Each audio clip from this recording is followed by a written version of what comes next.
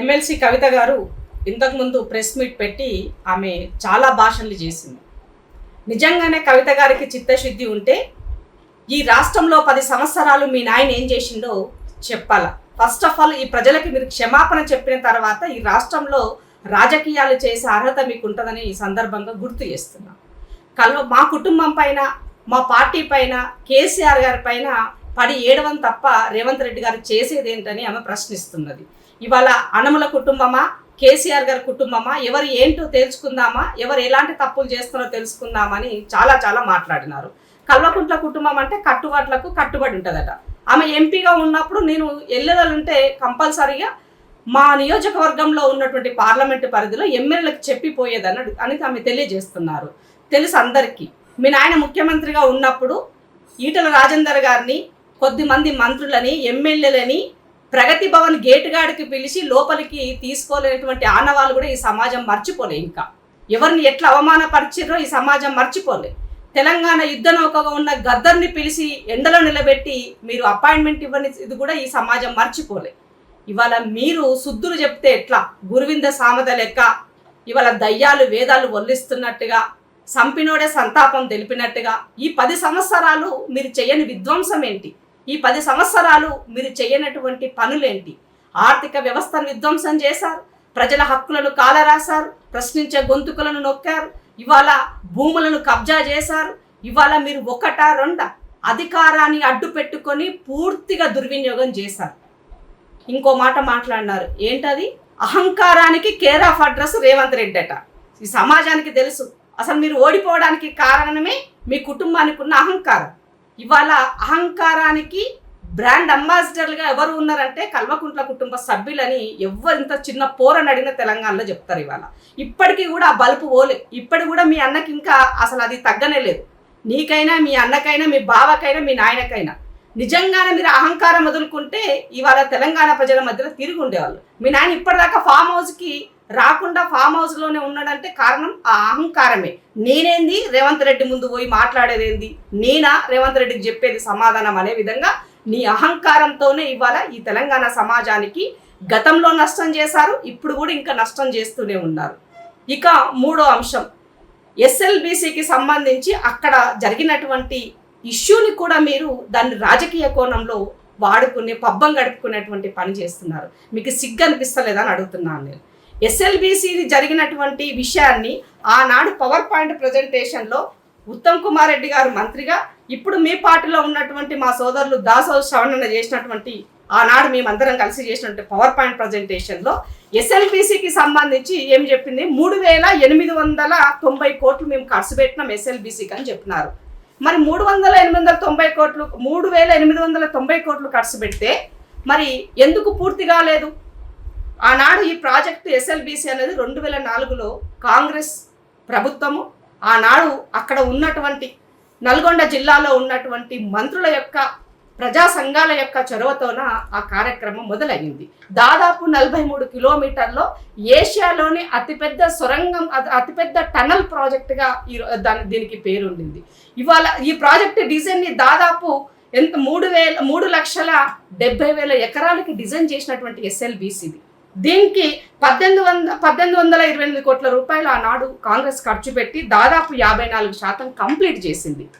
So ఇలాంటి ప్రాజెక్టుని మీరు వచ్చిన తర్వాత పూర్తిగా ఆ రోజు జరిగినటువంటి దాంట్లో ఈ టన్నలు బోరింగ్ మిషన్గా అయిపోయింది అని చెప్పేసి దీనిని ఏం చేస్తున్నారు?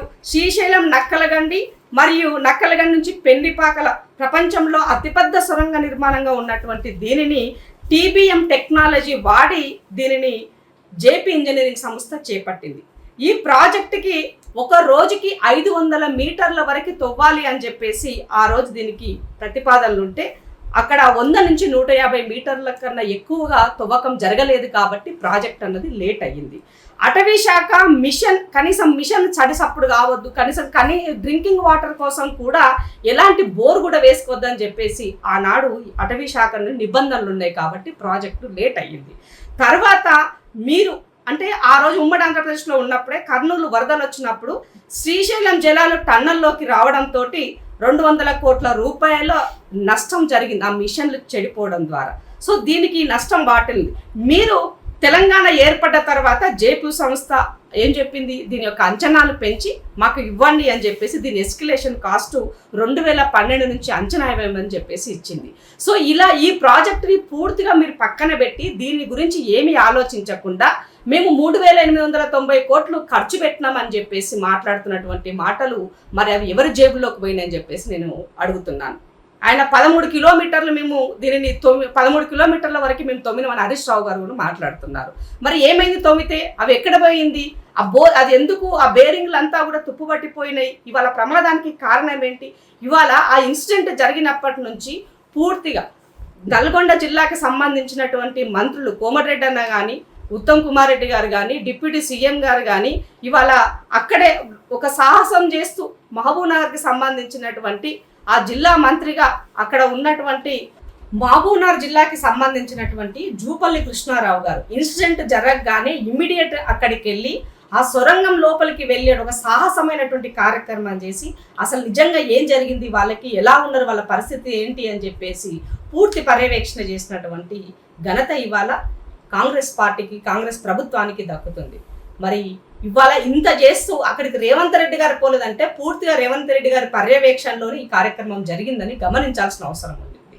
సో ఇవాళ ఆ జిల్లా పుట్టిన బిడ్డ అయినా కానీ అలాగే ఈ రాష్ట్ర ముఖ్యమంత్రిగా కూడా పూర్తిగా అందరినీ కూడా అధికారులను అప్రమత్తం చేస్తూ దానికి సంబంధించినటువంటి మంత్రులను అప్రమత్తం చేస్తూ కావలసినటువంటి పూర్తి సహాయ సహకారాలు రాష్ట్రానివే కాకుండా కేంద్రం నుంచి కూడా తెప్పించి చేసినటువంటి ఘనత ఇవాళ రేవంత్ రెడ్డి గారిది. మరి మీరేం చేస్తున్నారు? మర్చిపోతే ఎట్లా? మీ నాయన ఏం చేసిండో తెలియదా ఈ సమాజానికి?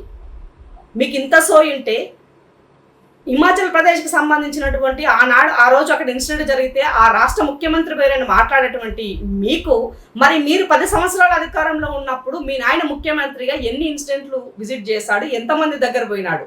ప్రగతి భవన్ వదిలితే పాము కరుస్తుందేమని ప్రగతి భవన్ పట్టుకొని కూర్చున్నావు తప్ప, ఫామ్ హౌస్కి పరిమితమైనవి తప్ప ఒక్క ఇన్సిడెంట్ కన్నా పోయిన దాఖలాలు ఉన్నాయా? గంతెందుకు ఇవాళ రేవంత్ రెడ్డి గారిని ఆయన ఊరి పక్కనే అని చెప్పినటువంటి మీకు ఇవాళ కరీంనగర్లో అంటే ఆ 10 సంవత్సరాల్లో జరిగిన ఇన్సిడెంట్లో ఒక 2-3 ఇన్సిడెంట్లు మీకు గుర్తు చేస్తాం. కరీంనగర్లో కొండగట్టులో జరిగినటువంటి యాక్సిడెంట్లో 60 మంది చనిపోతే మరి ఎందుకో పోలే మీ నాయన? గజ్వేల్కి సంబంధించినటువంటి స్కూల్ పిల్లలకు సంబంధించినటువంటి ఒక రైల్వే ట్రాక్ జరిగినటువంటి ఇన్సిడెంట్లో మరి ఆ ఎమ్మెల్యేగా ఎందుకో మీ నాయన పోలేదు అక్కడికి? ఇంటర్మీడియట్ పిల్లలు మీ తప్పిదం వల్ల, మీరు చేసిన తప్పిదం వల్ల ఇంటర్మీడియట్ పిల్లలు 30 మంది చనిపోతే వాళ్ళు ఎందుకో మీ నాయన పోలేదు ఆ రోజు ముఖ్యమంత్రిగా? ఇవాళ నారాయణపేటలో జరిగినటువంటి ఇన్సిడెంట్లో ఉమ్మడి పాలమూరుని మీరు దత్తత తీసుకురు కదా, అక్కడ జరిగినటువంటి వలస కూలీల ఇన్సిడెంట్లో మరి ఎందుకో మీ నాయన పోలేదు? ఆడబిడ్డలు అత్యాచారం జరిగితే నడి ఒడ్డున ఇన్సిడెంట్ జరిగితే కూడా ఎందుకో మరి మీ నాయన పోలేదు? అంటే చెప్పనీక శ్రీరంగ నీతులు బాగానే ఉన్నాయి కానీ చేయనీక మాత్రం మాకు అలివి కాలేదు, కానీ మీరు మాత్రం చెయ్యాలి. ఇవాళ మాకు అధికారం కోల్పోయింది కాబట్టి మేము మిమ్మల్ని విమర్శిస్తాము అని అంటే ఇది తెలంగాణ సమాజం గమనిస్తుందని సోదరి కవిత గారికి సందర్భంగా గుర్తు చేస్తున్నా.